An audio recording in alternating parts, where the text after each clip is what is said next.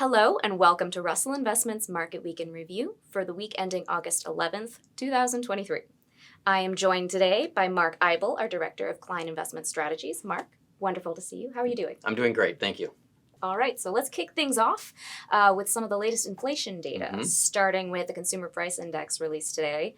What conclusions can we draw from that 3.2% year-over-year climb? Yeah, I'm glad we're recording this today and not yesterday, because now we know the number. And I think particularly if you're running the Fed, it's a pretty good number. It came in right around estimate. I think the main information was the month-over-month number was 0.2%, 2 months in a row that we've had that. So if you just kind of take that out and say, well, if we did that for 12 months, you'd be at around 2.5%, which is pretty close to where the Fed would like it to be. So I think if you're the Fed, this is a check the box maybe for are you going to raise rates in September or not? Maybe not. The nice thing about this 6-week period is we actually get 2 prints, not just one. So he's going to get another print as well the rest of the committee before then. But I think today's number was a good number if you're a central banker. The market reacted very strong in the morning, kind of faded as the day went along. But overall, I think the market is happy with this news. Excellent. We're always glad to hear happy news on the inflation That front is true. That is true. in this program.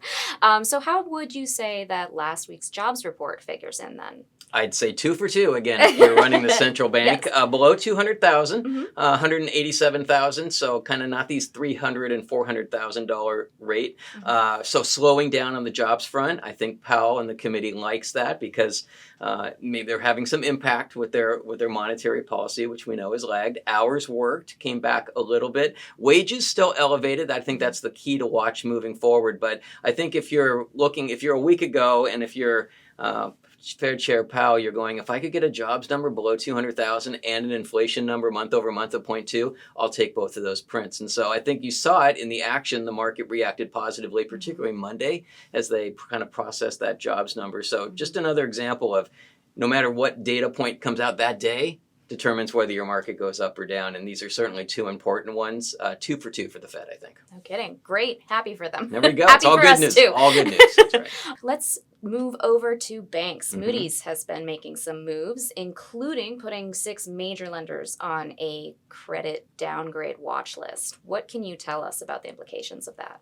Well, I think now we're 2 for 3. As far as good news, you're right. And I think this is the area that if you want to argue most strongly for a recession is still likely to happen, or what's a watch point to watch out for, it is in the commercial real estate space, which does tend to hit the medium-sized banks a little bit more than the large ones, which had such a diversified book. So any time of news of a downgrade, the U.S. government debt being downgraded last week, obviously the market's not going to take that as very good news. So I think it was kind of if you wanted some sobering news, if you were feeling really good about the jobs number or the inflation number, I think you have the other side of it there. And again, what did you see when that came out? The market traded down. So literally every day, up or down, is whatever the latest data point is.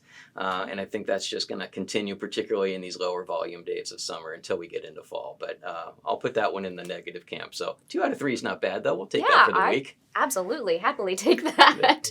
Well, Mark, thank you so much for that insight. My pleasure. It has been a pleasure talking to you. And thanks to all of you for joining us. I hope you tune in next week. Hi, I'm Eric Risteman, Chief Investment Strategist for Russell Investments. If you like what you saw in this video and want to see more like it, please subscribe to our YouTube channel.